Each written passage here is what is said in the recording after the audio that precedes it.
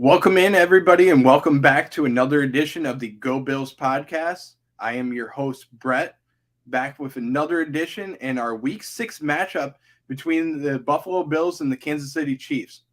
This week, the Bills are going to be facing the Kansas City Chiefs, who are led by Patrick Mahomes, and this is going to be a game between two of the best quarterbacks in the league, between Josh Allen and Patrick Mahomes. Last year, the Bills played the Chiefs twice, and the Bills lost a heartbreaker in the playoffs to the Kansas City Chiefs in overtime, 42-36. In that game, Josh Allen was 27 of 37 for 329 yards and 4 touchdowns. Mahomes was 33 for 44 for 378 yards and 3 touchdowns. Both teams led their teams in rushing. Tyreek Hill had 11 receptions for 150 yards and 1 touchdown. And in terms of total yards, the Kansas City Chiefs won the matchup 552-422. For first downs, neither team was able to stop each other on really, and the first downs kept piling up for each team. The Kansas City Chiefs leading the way with 30 first downs compared to the 23 that the Bills had. And the only thing that really stopped the Bills in that game was that coin flip. As far as the 2022 season, both teams are 4-1. The Chiefs have played the Las Vegas Raiders last week, winning that game 30-29. The only thing that really kept the Chiefs in that game was Hunter Renfrow stopping Devontae Adams from scoring in that game. The Chiefs, led by Patrick Mahomes. Mahomes was 29 of 43 for 292 yards and 4 touchdowns, completing all 4 touchdowns to Travis Kelce, who this is where the Bills and myself would really like to see this number stay the same. Kelce only had 7 receptions for 25 yards, which is the stats that I really want the Bills to keep this week, while not giving up the 4 touchdowns, to Travis Kelce. Last week, the Bills defeated the Steelers 38-3, and the Bills' offense was clicking on every single cylinder. Josh Allen was 20 of 31 for 424 yards, 4 touchdowns, and 1 interception, while also having a 134.1 passer rating. Gabe Davis had 3 receptions for 171 yards and 2 touchdowns. Diggs had 8 receptions for 102 yards and 1 touchdown. And his streak of having 100 yards per game is still alive. As far as the injury reports for both teams, the Bills are a little bit more banged up, but a lot of these players are limited in practice as well as full participants. So I do think that the Bills are going to have most of these players back this week, which is a good stat to have. The only player that's going to be out of this game is going to be Jake Kumerow with an ankle injury. As far as the questionable players for the Bills, Jordan Phillips is going to be questionable with a hamstring injury, but probably will play in this game. As far as the Kansas City Chiefs, they have 3 players that are going to be out of this game, starting with safety Brian Cook with a concussion. Cornerback Rashad Fenton has a hamstring injury. And defensive tackle Tershawn Wharton has a left knee injury.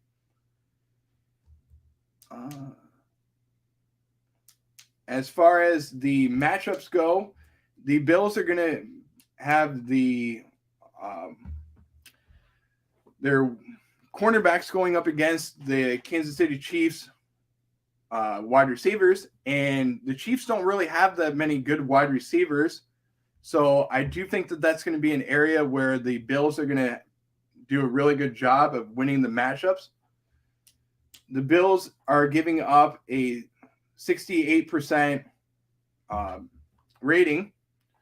If you bear with me 1 second, I just lost my computer on the other screen, so bear with me 1 second. I'm just going to get that back up.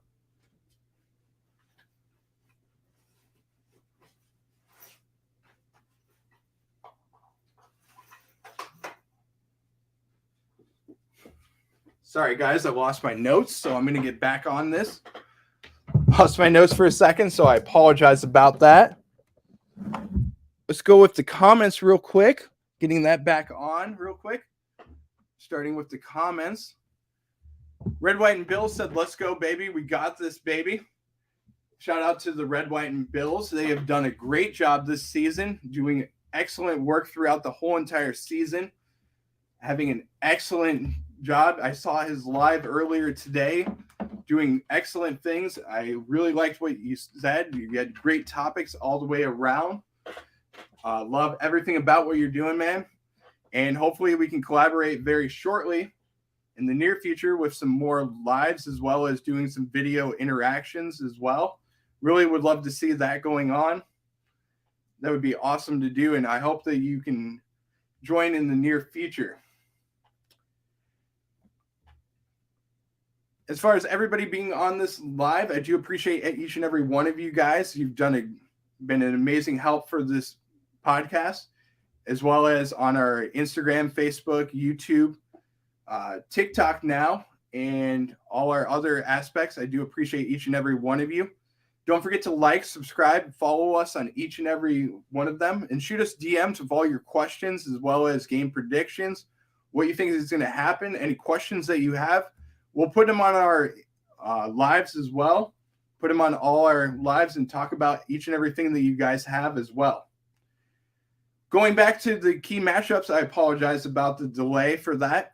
But going back to the key matchups for the game, another key matchup is going to be the Bills' offensive line going up against Chris Jones. This is going to be a key matchup for the Bills as far as that, because the Chiefs have given up or have 13 sacks on the year. So that's going to be a key matchup. They are pressuring quarterbacks each and every play. So they have a 27% pressure rating, as well as a 27% blitz rate. So can the Bills stop Chris Jones, and can the Bills make sure that the interior offensive linemen are aware of where he's at each point in the game? That's going to be a key matchup for me. I do like the interior offensive line going against Chris Jones, but I'm a little worried about Mitch Morse going against him. But if we have two guys going against Chris Jones, I do think that that's going to be an area where the Bills do have a lot of success, especially if they're going to be running the ball against Chris Jones. I think they're going to have a ton of success. Another key matchup for me is going to be the give me a second, I apologize. Is going to be the Bills cornerbacks going against the Chiefs wide receivers in this game. There aren't a lot of wide receivers for the Chiefs that I'm really scared of. They're led by Juju Smith-Schuster, as well as Marquez Scantling or Valdez Scantling. So I'm not really worried about those matchups hardly at all. They don't really scare me whatsoever. But can the Bills have success against them? I do think they will. The Bills' pass defense has 8 interceptions on the season, so that's going to be a good stats. They've also have 3 touchdowns on the year. So I think they're going to have a ton of success in this game as far as going against Patrick Mahomes. But Mahomes does his magic. That's one thing that he does a really good job of, is doing his magic in these games. So can the Bills have a lot of success? As far as the Bills' pass defense, can they stop Travis Kelce? That's going to be another key area. The Chiefs last week had 4 red zone touchdowns thrown to Travis Kelce, but the Bills' linebackers this year have been almost unstoppable, only allowing less than a 70 rating overall. Another key matchup for this game is going to be the Bills wide receivers versus the Chiefs cornerbacks. The Chiefs cornerbacks gave up 2 penalties last week for 48 yards. They did a good job relatively of stopping Devontae Adams, but he had 3 receptions for 124 yards and 2 touchdowns in the game. And remember last year with the Bills, they had a ton of completions to Gabe Davis, while the the Chiefs did stop Stephon Diggs and had 3 men on Stephon Diggs almost at every single point of the game, the Bills did rely on the man coverage that Gabe Davis went up against the Kansas City Chiefs cornerbacks, and Davis held his own. I mean, nobody really knew what Davis was going to do in that game. Davis had 8 receptions for 201 yards and 4 touchdowns, and what was probably the best wide receiver performance in playoff history in that game. This year, Davis has averaged 77.3 yards per game. So can he have the same production as last year? I don't know, but we'll see where that goes as far as what he can do. A key matchup in this game is going to be Diggs versus Jalen Watson. Watson is only giving up 53.1 completion percentage, but overall for the Chiefs defense, who has 2 rookie cornerbacks that are going to play in this game, they have given up a 69.3% completion rating overall. Another key matchup for the Bills is going to be their defensive ends versus the Chiefs' offensive line. Last week against the Kansas City Chiefs, the offensive tackles of the Kansas City Chiefs struggled against the Raiders and stopping Max Crosby. This is going to be a game for the Bills to really showcase what Von Miller was brought in here to do. He was brought in to be that closer for the Bills, and can he stop Patrick Mahomes? That was the key area that the Bills wanted him for. This season, both Greg Rousseau and Von Miller have 4 sacks each. So which one of them is going to be the closer in this game? That's going to be the key matchup for me. Which one will stop Patrick Mahomes? Let us know what your thoughts are and which one will stop Patrick Mahomes in this game. This season, the Bills have 16 sacks. They have 29.1% pressure in this game in this year. Another stat that is really surprising is the Bills have only blitzed on 15% of the snaps overall for the defense. And this is where I really think that the Bills are going to have a lot of success in this game, is because they're getting pressure with their 4-man front. That's one area that we didn't do a good job of last year with the Bills going against the Chiefs. We had to bring an extra blitzer in. And that's where you saw Tremaine Edmonds was blitzing more, which is an area that he sometimes is good at and sometimes is bad in. Having 5 people blitz, or the 5th man brought in for the blitz, is an area where I don't think the Bills are going to have a lot of success going against Patrick Mahomes. Having 7 men in coverage is going to be where the Bills are going to do a good job, especially with having Jordan Poyer back as well. That's going to allow him to be on Travis Kelce, as well as Matt Milano being on Travis Kelce. And then you can have your cornerbacks going up against Scantton and Juju Smith-Schuster in 2 areas where I think the cornerbacks can hold their own right there. So you have 2 of your best coverage guys going up against Travis Kelce, with Matt Milano having the underneath and Jordan Poyer having the deep. That really stops Travis Kelce in every aspect. So that's going to be a key matchup right there, is can the Bills stop Travis Kelce in those aspects, and can the cornerbacks keep their coverage overall? Another key matchup for me is going to be the 3rd down efficiency.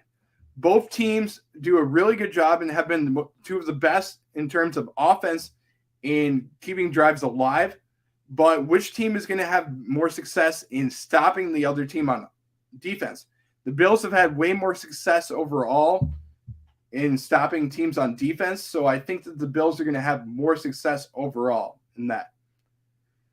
Overall, I do have the Bills winning this game 42-27. I think the Bills are going to have a ton of success at the beginning of the game in converting confusion for the Chiefs offense. But I do think that this is a team where Andy Reid has done a really good job of game planning and making sure that they have halftime adjustments. So I think that the Chiefs are going to do some good things in the second half and try and get some changes made. But I do think the Bills are going to pull ahead by too much, and I think the Bills are going to win this game overall. I have them winning 42-27. But I think that this is going to be a game where there's a ton of fireworks overall. And I really like every aspect of what the Bills have in place. If they can win these key matchups, I think that this is going to be a game where the Bills are going to have a lot of success, especially if the Bills can get their running backs going in this game with James Cook as well as Devin Singletary having success in this game. Will win this game.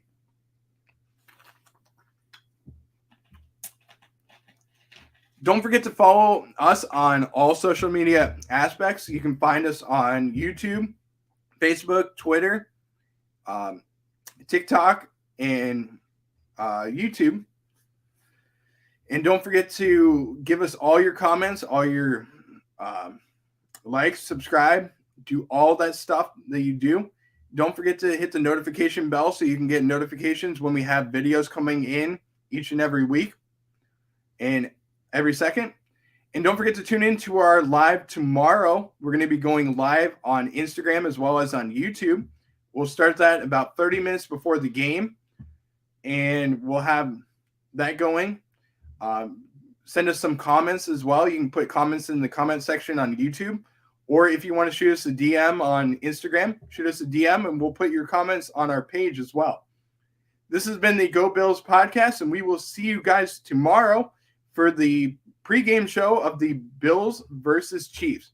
Until then, we'll see you next time. And as always, Go Bills.